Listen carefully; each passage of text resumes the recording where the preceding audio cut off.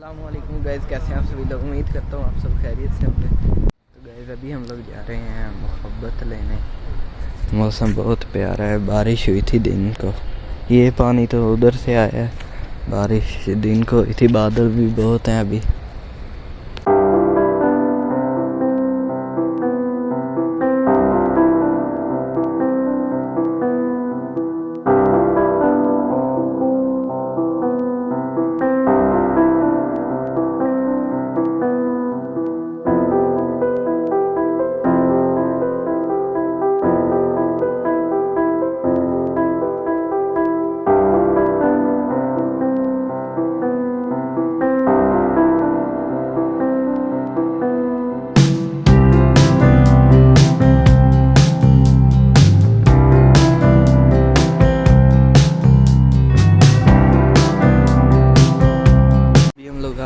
इधर से मुहब्बत मिलता है, वो खाने वाला होता है, प्याज की डंडियों से बनता है।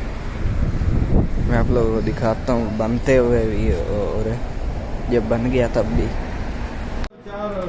लगाना मुहब्बत